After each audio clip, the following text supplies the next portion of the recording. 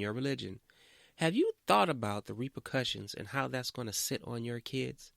On top of the poison you give them, to know that their dad was helping hide something from somebody in their age group, probably, helping hide the horrors that were happening to them. Can you imagine the ridicule they are going to face in school for knowing that their dad was this person? Have you thought about this, sister? Have you thought about this? Have you thought about Jehovah? Let me tell you something. Jehovah's not coming to stop this from happening. Neither is Jesus or the Holy Spirit. None of that's going to happen. They're not coming down to bail him out. They're not, them or the governing body are coming down to put some money on his books. They're not going to do none of that. They're not going to come down for his monthly visit, wherever you decide to do it.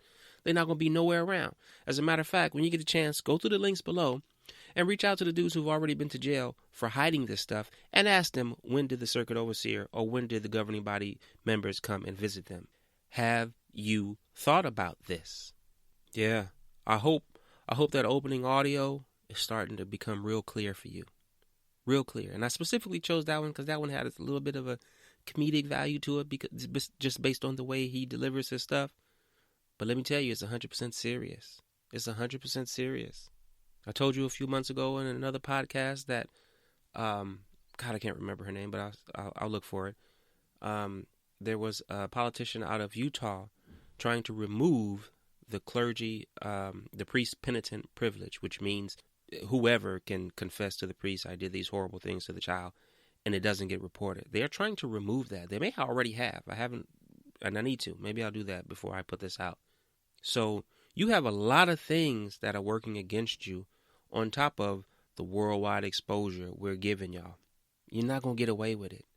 Do yourself a favor. Talk to your dumbass husbands. And if you, Sister Spiritual, are listening to this and shaking your head and think there is something wrong with what I'm saying, if you think this is bringing shame to Jehovah's one true earthly organization, if you think anywhere along those lines, do me a favor, take your index finger, hit the stop button, and get your silly ass off my podcast. Because you still don't get it. You're risking jail and the breaking up of your family. Isn't that ironic? You've watched all these years in judgment, people's families being broken up. You've watched all these years and it hasn't happened to you. Let your husband continue on this course of action of helping hide the governing body's dirty secrets and their elders, and your family's going to be broke up. And your child's going to be jacked up when he or she gets older. And he or she is going to be confused about the right way or the wrong way to treat a child based on your examples. I told you guys before, and I mean it even more so now, Jehovah's Witness parents are the lethal enemy within the household. Your religious beliefs are poison. Your elders hiding these things is a poison. You crushing their self-esteem is a poison. You crushing their belief in themselves, their dreams, their hopes, their aspirations is all poison. It's all poison. Have you thought about this, Sister Governing Body, Sister Circuit Overseer? Have you thought about this? And if you have, expound on it.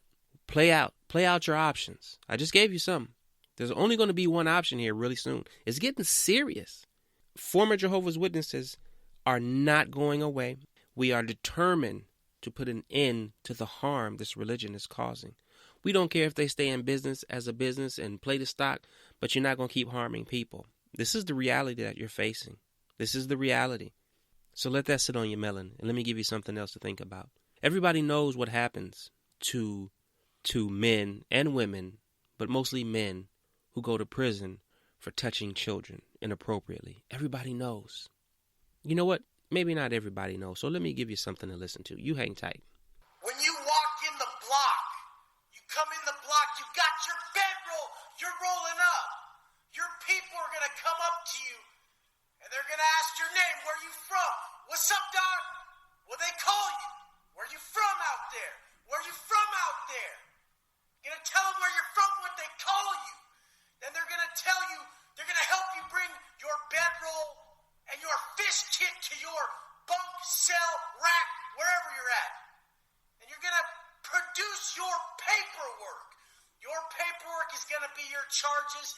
And let me tell you, The worst charge to walk in the penitentiary with, the worst charge to have on you as a human being is anything with children. Anything, any pedophilia, child molestation, rape, any of these fucking charges are fucking despicable, disgusting, makes me fucking sick. In the penitentiary, it's slice them up on sight. They don't even get a minute. If someone recognizes that someone's a chomo, has charges like this, reads paperwork on them, gets wind from Megan's Law, because they check Megan's Law on the phone, gets wind from Megan's Law that you haven't even checked in, oh man, it's a wrap. First thing they do, gonna slash the shit out the motherfucker's face. Trademark that motherfucker. That motherfucker's gonna be trademarked, so whenever he's in the penitentiary, in the prison system, everyone can see that this dude's a piece of shit. This is what we call him. We call him pieces of shit. Yeah, and he was being nice. He was being nice. A lot of other stuff happened to those dudes. Now, let me say this before I continue. I'm not saying, Brother Elder, that you are actually taking part, again, in the actual execution of these horrific crimes against children. But you heard what he said. You heard what he said. Anything having to do with children. He's being nice. He didn't tell you about how they throw urine and feces on you. How if they catch you sleeping in your cell, they're going to grab you by your feet and rake you right into the cell. Getting beat up all the time. He didn't tell you that. That is what you, Brother Elder, Sister Elder, that is potentially what you are going to get if they have to come and get you and take you to jail, to the penitentiary. State penitentiary. I'm going to say it one more time. State penitentiary. Dudes who've been to the state know why I am accentuating the word state. Okay? This is what you are setting yourself up for. And I hope you paid real good attention to the part about paperwork. You're not going to roll up in there, Brother Elder, Brother Governing Body, Brother Circuit Overseer, and live low-key and have faith in Jehovah. Your paperwork is going to be demanded. If you don't have it, they're going to send one of the inmates to go get it. If they can't do that, they're going to call somebody on the outside. Yo, who is this dude? What are you in here for? They're going to find out. Do you hear me? These dudes in these institutions are crafty as hell. They can find out whatever they want to know. They don't have nothing else to do but do stuff like that. Okay? So if you're going to continue down this course of action, brother so-and-so, keep hiding this stuff, keep helping the governing body, learn how to make cinnamon rolls with peanut butter. You know what I'm saying? Learn how to do that and stay out of trouble. And go ahead and watch all these dudes that you just heard. That was Wes Watson. That's Wes Watson out of San Diego, California. There's Big Herc out of Northern California. There's 23-1. There's all kind of dudes who are fresh out of the penitentiary who are giving you the game on how to survive, or at the very least, tell you what you got to look out for. Do you hear me? Now, if you want to go down that road and your faith that strong and your belief in the governing body, man, good luck. Good luck. Just remember, at the next judicial meeting where you trying to figure out what to do and who you need to report and how you need to report them and why you need to report them, just remember the following phrase. Anything having to do with children. Keep that in the forefront of your mind. Anything having to do with children, when you show up, because you are going, you are on the menu. And these are real sharks. They're not book publishing sharks like the governing body. Feeble men. These are real men in shape. Stamina is up. Wind is up. They're going to work on you. Why put yourself in that position? Before we even get to jail, I'm going to say it again. Why not even consider, you have kids too, bro. You have kids too. Would you be okay, Brother Elder, Sister Elder, would you guys be okay right now if your favorite elder or your favorite governing body member, God forbid, think about it.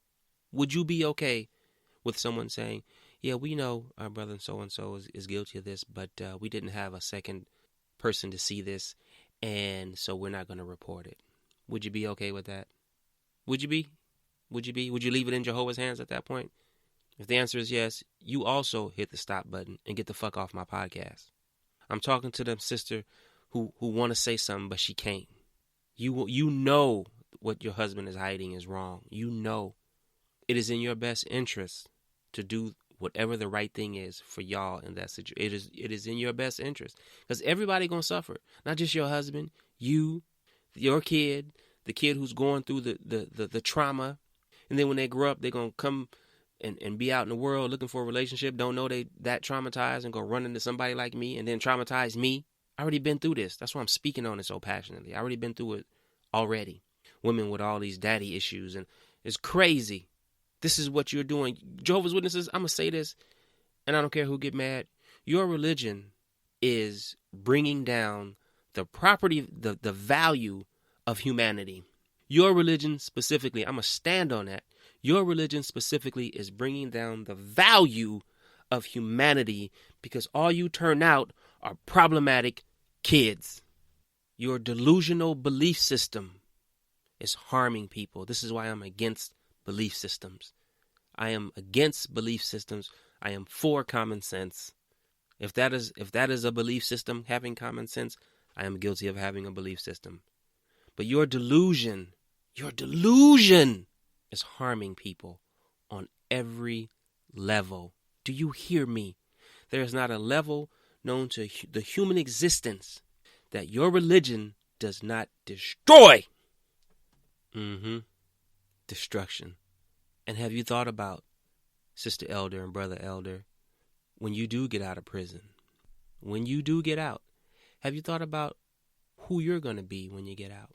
Because when you go to prison, and I learned this from someone a lot younger than me when I was very young. I was 20. This dude was probably 15. And he said to me, we were talking about some friends of mine. He said, when they come out, they're going to be different, because they have to adjust. They have to adjust to the mentality of prison. And sure enough, 5 years later when they came out, they brought that mentality out here. Two guys who were also raised in the Jehovah's Witness organization, nice and square. You hear me? And they came out and brought that poison into our friendship. And needless to say, I think I've told this story before, a lot of years went by of me trying to deal with it and put up with it and hoping they go back to being who they were before they went. And maybe this was just prison exacerbates who you really are. Either you're a piece of shit before you go in, you're going to be a bigger and better piece of shit when you come out. You were a fighter when you went in, you're going to be a better fighter when you come out. Whatever you were, it exacerbated. It will do that. And they came out worse off than when they went in. The beginning of the end of our friendship. Have you thought about that, Brother Elder, while you're protecting the governing body? Have you thought about this? Who are you going to be? Are you going to be even more despicable? And my guess is maybe so. If you're willing to do this, to do what you're doing right now and hide these atrocities with these kids, if you're willing to do that right now, maybe you will be worse off when you come out, more despicable when you come out. Or maybe you're just lost in your belief system. I want to believe that too. But whatever happens when you come out, the odds of you being a better person. And you know what's even worse?